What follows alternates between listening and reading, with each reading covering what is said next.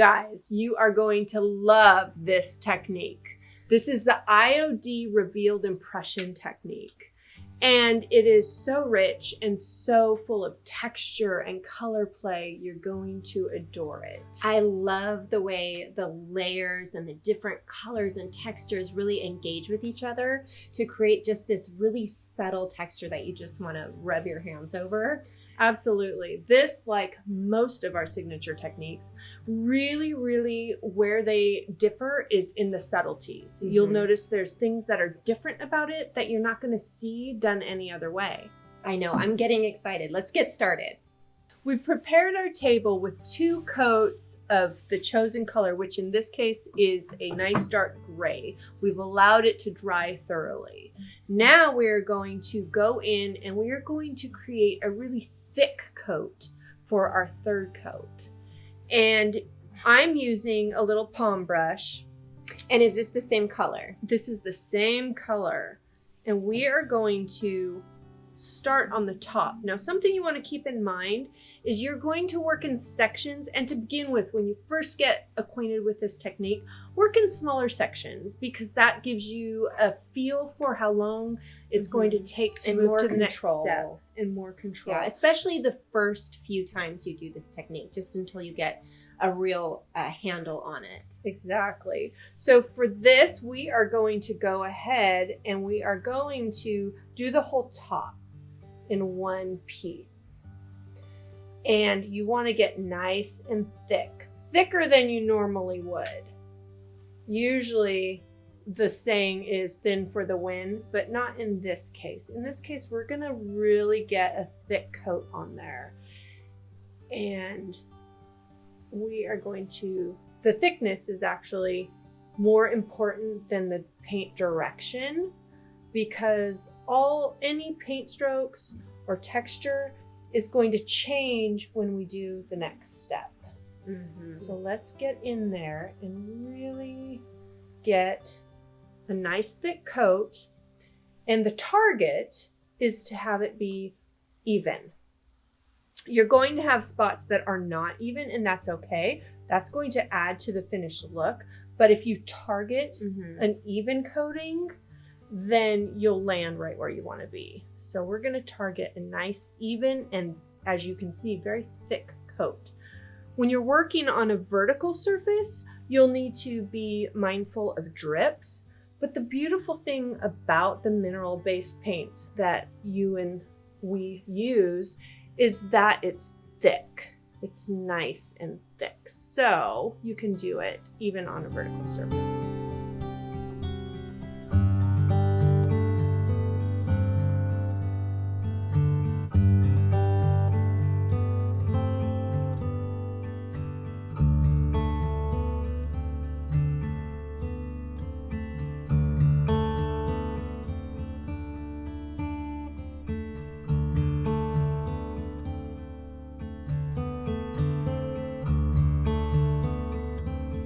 So I want you to notice that I'm using a really low angle on my brush. And the reason for that is I'm wanting to not move the paint or push or pull the paint. I'm wanting to lay the paint down. So that lower angle as opposed to this. If you do this, the tips of the brush, right. Or if you do this, it lays it down.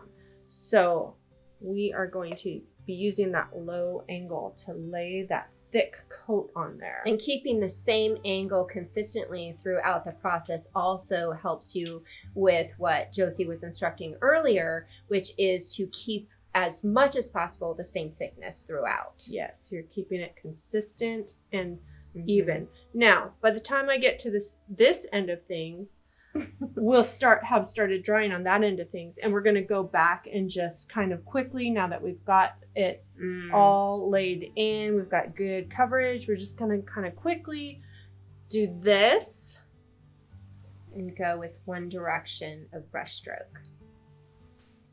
And again, it's not really important. And again, I mean, by the time you get to the next steps, the main goal is to really just get an even thick coat on there. Now I'm going to set this aside, And let's talk a little bit about this next step, because here's where you're going to really want to pay attention. You're going to be paying attention to your dry time. And there's so many moving parts that there's not a set dry time on this. This is one of those times, if I can interject, this is one of those times that the play that you get, depending on how long you do or don't let it dry, can really change the technique. And that's something that you will play with and learn what you like. So it's an opportunity for you to develop your own unique voice and your style as you play with those different dry times. Yes, and depending on how long it dries is going to affect the outcome in how strong of an impression that you have. And again, there's another step after this, and so all these steps play together. So we are going to let this set, and you're going to keep a close eye on it, because what you're looking for is just a little bit of a haze. You do not want it to dry. Let's be clear about that. You do not want it to dry. You want it to set. If it does dry, you will have to do another coat. So it's not the end of the world. You will just have to go back in and do another coat. Yes. Another area that gives you some forgiveness here is if you go in, you think you've got it just where you want it, and then you go back in and you do the impression and it doesn't take in enough spaces because you let some of the areas dry too quickly, what you can do is you can rework it, because again, that texture that's in this step right here is going to look completely different when you go to the next step. So we'll show you a little more of that when we go in. Yeah, with exactly. The stamp. So let's give this a few minutes to set up and then come back to it. As you get finished, you'll want to just kind of come down with the piece and at this angle and see, you'll be able to see if there's any thin spots, and then you can just lay in another layer there. As easy as that. All right, sister, so how do you know when to go in with the stamps? I think that's the big question here, right? The long and short of it is that it's going to be a matter of practice. However, what you're looking for is for it to be set but not dry, like we said earlier. You're going to see that a haze starts forming. When you look in the side light for that glare, a haze starts forming. And what you want to do is get in that window between the time that haze is starting to form on the surface of your paint, but before it's dry. So that's going to give you the cleanest impression. So now we've got our IOD stamps and we are ready for some fun. We're going to start with kindest regards, and we're going to carefully, without shifting, lay it down flat. And then we are going to use a brayer to just get some really good pounds per inch pressure. And what does that mean, pounds per inch? Well, that like is concentrated. Pressure? No, it's the opposite. Okay. It's concentrated pressure. So like right now, the pressure is all right here. And as you move it, you're getting really good pressure. Nice. So that you can get that really set down into that's going to be so that paint. Pretty. I love that. And then we are going to lift it out. And as you can see, what you have is a variation in the impression, but it's a really nice, this is what your target is. You'll see you do have some puckering in the areas that were less dry. Right.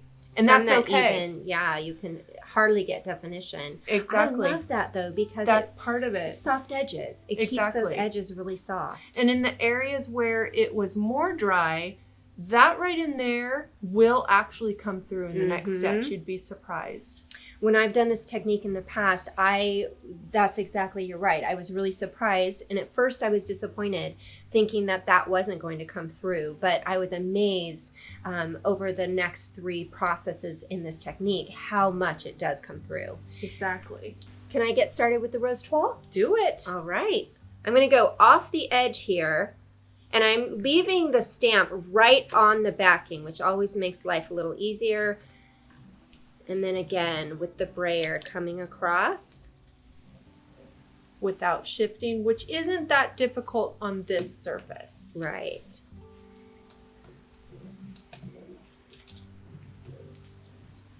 It's so exciting. because I can't wait to lift it and see what you get. You just never know. All right. That's one of the great things about the process is some of this actually takes away some of the control, which is a good thing. Oh, fabulous. Oh, that's going to be beautiful. Yes. Love it. Beautiful. Let's do a Okay. little more of that over here, and I'll put a little of this at a different angle right here. Okay.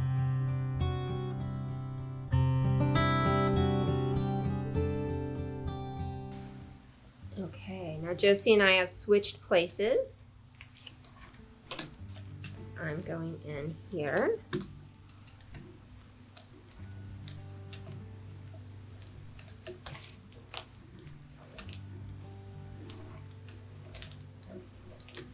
One of the great things about this step and this technique is that it takes away some of the control, which sounds like a negative thing, but it's actually a good thing, because in art, one of the things that's difficult is being a control freak.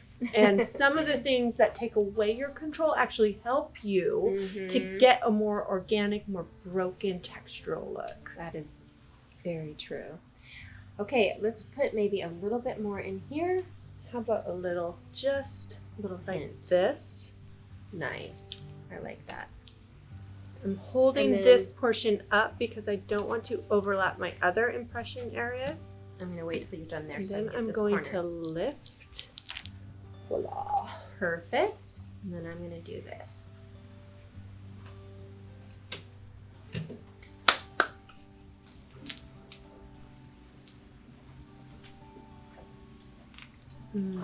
Oops. We're good. I'm okay. I'm okay. Everything's fine. Not a problem.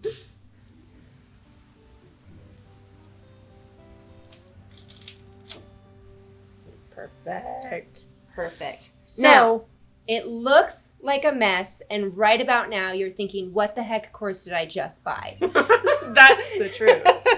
However, just wait until the next step. It's going to be amazing. That's when it all comes together and seams. As you can see, there's really quite a range in clarity between your most clear and concise impressions and your softer or more puckered impression. And that's exactly what you want. There's no worries there. That's going to enhance your end results. So now we are going to go ahead and let this piece dry completely before the next step.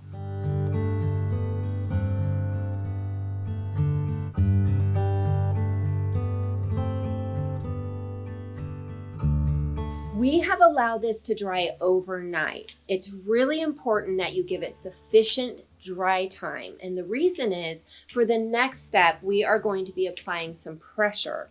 So normally you can push the boundaries, but for this particular technique, you really want to give it sufficient dry time.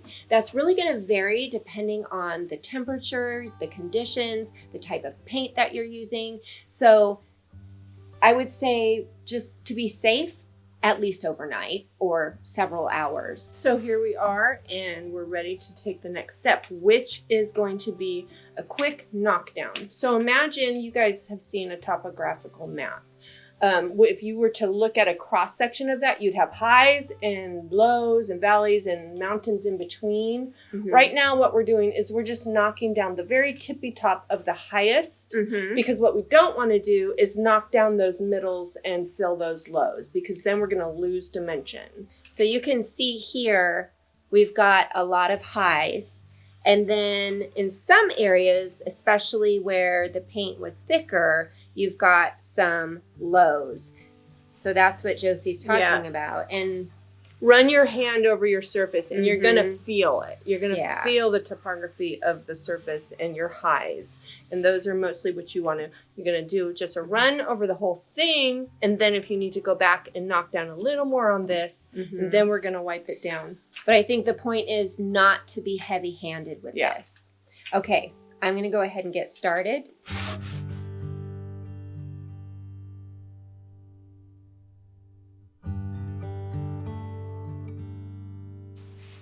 How's that? I think that's Is that perfect. good? Yeah, maybe a teeny bit here. Like if you feel it, it feels jaggedy or rough on the spots that are still kind of high. So right there and right there. Just do a quick knockdown. I mean, yeah, I can feel that. That's still high. That's better. Oh yeah, better. But you can see that was a pretty quick, easy, light-handed sanding. And that's all you really need. Can I just say how awesome this looks just in this stage? It's and true. That speaks It's beautiful. to the richness of this technique that we're building on. But even in this stage here. Yes. On that note, I actually did this technique on a personal piece in my home. And this is the stage I left it at. So I actually just clear waxed over this stage, and it's gorgeous. It's a tone-on-tone, very subtle toile-like look, and it's one of my favorite pieces. So absolutely, this is a technique in and of itself. And that's one of the reasons that this particular module is so rich, is that it builds upon each layer. You could stop there, but you'll see when you keep going, it's pretty awesome too. So let's keep going. All right. So next, let's talk about the fun part coming up. Woo! And the different options for tools and the things that we've chosen. So do we need to wipe this clean? Yeah, just don't get it wet. Just wipe it with a soft cloth. Yeah, soft cloth. Which Sarah has off camera, and I will get. Oh, there we go. Thank you, Sarah. Yeah, we want to get any dust out. We don't want the dust. We don't want to fill the lows. So like dimension comes from highs and lows. If you fill your lows, that removes dimension. If you knock your highs down too far, that loses dimension. So we want to keep dimension. Yeah, just get the dust off. Okay, I think we're good. Awesome. Things are about to get fun. We've got our tools out. Now, sister, these are all kind of the same edge shape. They're all straight. Talk to me about why we have all three here. So, like I had said earlier, the core of this technique is about surface topography. That's where we get into the dimension. So let's look at that topography map illustration for a minute and the highs and the lows. So let's pretend these are two highs and then this is the valley, okay? When you take a rigid tool and put it across that, it does not flex it between the highs. It does not shape down into the valley, okay? When you take a flexible one and you press, it flexes. So what that's going to do is going to give you a different look. So we're going to be using this today. It's the flexible. It's a silicone squeegee. Sally also pointed out that you can use a readily available, if you can't find something like this and this is what you have on hand, a silicone kitchen spatula. In fact, this one's really nice because you can pop that right on or off so that you can use it different ways. So there's options, but let's go ahead and apply some here. What we're going to do here is we're going to apply with our squeegee. And we will have a link to something similar because I know this might be the tool that's harder to get a hold of. Yes. So in the PDF downloadable for this module, you will have a link to something like this. So we are going to apply paint. We're simultaneously applying and removing in this step. And we're right here, we're going to use each of these tools. This is going to give you, because it's more rigid and it's gliding across the highs, it's going to give you more contrast, whereas this gives you more evenness. So, but let's go ahead and show what that looks like. Okay. We have some white here, and I'm going to just go like just that. Squirting it right on. Yes. Okay. And we are going to, I'm going to use this. Now, if somebody wanted to brush it on, can they do that with a paintbrush rather than squirt the paint on? You Is that going to make a difference? You can, but then you're going to go back in afterwards and with a rigid tool, or I should say a tool that's not a brush, like one of these, to remove it. Okay, so here. But you can apply the initial coat of paint with a paintbrush rather than squirt it on. Yeah. Okay. Yeah, totally. And then this is how it's going to look different. Oh, wow. That is a big difference. Okay, so here you go. You're going to go like that. Okay. Some of that. And you can see the difference. This is both applying high pressure to remove most of it. And you can see, because this isn't hitting the lows as much, it's leaving more contrast between the highs and the lows. Ah, yeah, I see that. And also, it's got those hard edges, which kind of overall, when it's finished, would make a difference as well. Yeah. This step is really fun and forgiving. So as you see, I just kind of took some of that and set it aside. And then once you get in there, and so I'm going to have you do that side, but once you get in there. What do you mean forgiving? Sorry to interrupt. What do you mean forgiving? Can you break that down a little bit? Yeah. So for example, I had more paint on my tool than I needed in that spot to demonstrate. So I just set it over there, right? Right. So I can go back and there's some rework time. Okay. And to see like, okay, how is this looking? What am I liking? I might say, oh, I kind of like leaving some of the thicker spots in the paint, but maybe making most of it reveal like that, for example. Pausing sometimes and taking the time to kind of see where things are going, assess, and go back in. Exactly. And keeping in mind, this is not the last step of the reveal portion. After this dries, we're going to be doing some knockdown to further bring out that bottom layer through the top white layer. Okay. Okay, so here, let's get... Now, if you get hard edges, say an edge dries, that's no big deal either, right? Because you'll be going back over. Right, when you go back over it, you're going to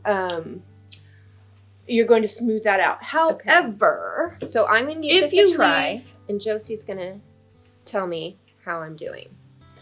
If you leave a spot that's, say like that, really pretty thick, and later yeah, exactly. And later you're like, after it dries, you don't care for it. You wanted more of the bottom color to reveal through. You can sand it down, those thicker spots, but it does take a little bit of time to, sand through a thicker part of paint. So this moves pretty quick, this step. It does, and it's fun. It is really fun. It's kind of like our old troweling days when we did our European wall finishes. Yes, that's what this reminds me of. Yeah. This is fun. And I personally enjoy using the silicone soft squeegee for it because it's gliding and it's smooth. It's not as hard of a contact. It doesn't engage as... hard with it. Yeah. So in case you haven't noticed, Josie and I intentionally kept me from being involved in the techniques that she developed. First of all, she's gifted in the area of developing the techniques, but also we thought it would be really beneficial for us to be going over them on film with me having not done them before, because that way I'm going to be thinking of the questions that you guys would be thinking of. So here we are, me doing it for the first time. This is really fun. Totally fun. Now, I would say, depending on so what I've got some hard edges here. What would you do go back there? in and add some more. Just, but now is a judgment call. Like, look how easy that was. like the idea of having a little more of the color come through, but I also like some contrast in the lights and the dark. So like I like some of this left like that, but then I like a little more of this in I'd say 75% of it. But that's a personal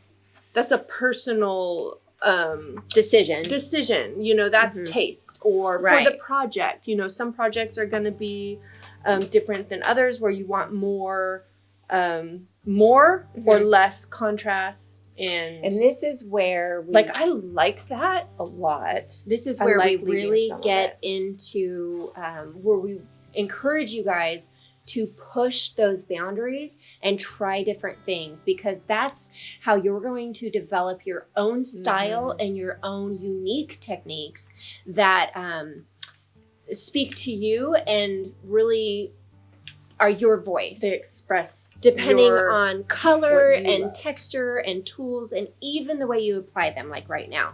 So another point is that when you do pick up, like I did right there, that's going to be a different effect than when you go back later and sand, right? It's going to be softer and just different. Exactly. And you're kind of picking out where you want to pull that bottom through. This is all about how the two colors engage with one another and what that ends up looking like on the surface.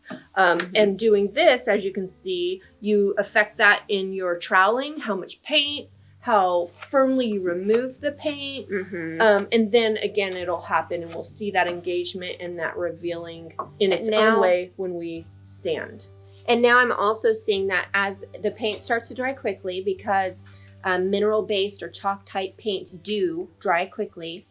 And so even that, how far into the dry time you go with troweling is also going to affect the look, right? Exactly. That is, and when you're working on that base, that nice base coat and then the second thick coat, that's a lot of chalk-type paint and it's super thirsty when it's not sealed. And so when you're troweling over that with another coat, it's like wants to suck it up. It wants to really engage with it and dry it out. What do you think?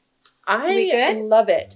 Let's go ahead and paint the edge as well. Okay. So that the whole top is one main color. So it blends that edge out. Okay.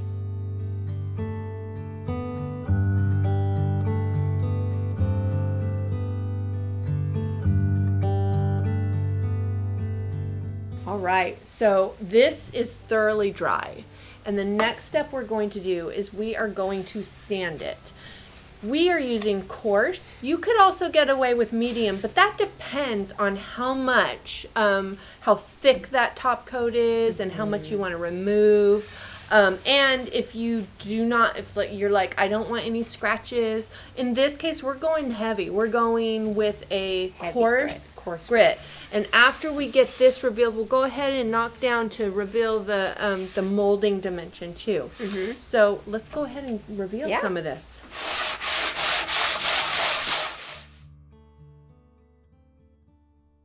All right, so we took off most of the dust so that we could kind of assess where we're at. And again, we just want to remind you, wear a dust mask when you're doing this step because you don't want to be breathing dust. And now we are assessing it to see. And I'm seeing like in some of these spots where the rose toile is coming through and you're getting some of that puckering. I'm really liking that, wanting to reveal a little bit more. What do you think? I agree. And it's really actually beautiful when you step back and you look at it. Even the parts that are really thick. Look at this. And how I love that spot. I do too. I just love all of the different areas and the way that the different layers engage. This is my favorite technique ever. Engage. She's going to say that about every technique. I know, it's true. The way the layers engage with each other is different in every single area of this, and that's what makes it so interesting and give it so much patina and character. You guys are going to really love this when you get your hands on it. Totally. Okay, well, let's just talk a little bit more in those areas where we want to bring some more of that texture out, and then let's get the high ridges of this dimensional edge. Sounds good. Okay. So now that we have sanded all of the top area, including the sides, we've got a lot of dust. You want to make sure that you get all of that dust out because, again, it's going to affect the topography. And so we're going in with some soft bristle brushes, but you could also, just to be really thorough, use like a bristle head vacuum as well. That would be really thorough, but we're going to just use these brushes here.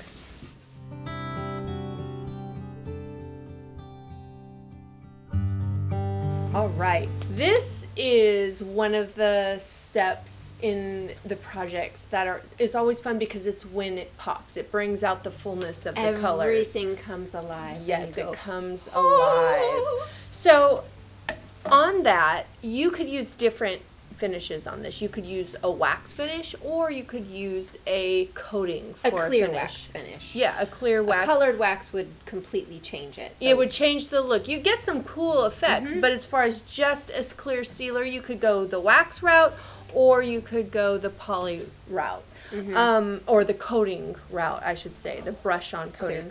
Clear coat. Yeah, we're using a matte finish polyurethane type sealer, top coat, I should say.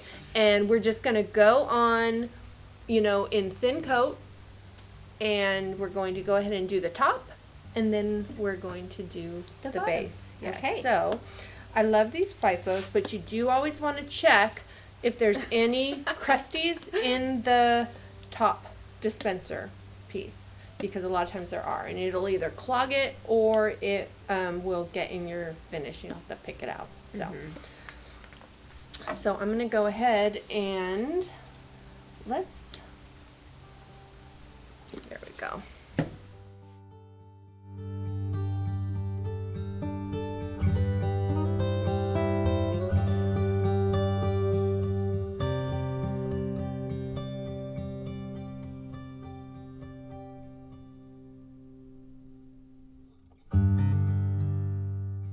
Okay, you guys, that is the IOD revealed impression technique. Now, this is just a jumping off point, but what we went over is how to use the different thicknesses of paint to get different impression qualities. And then we talked about how the over troweling works with the topography, and the tools that you use affect the way all of the layers engage together.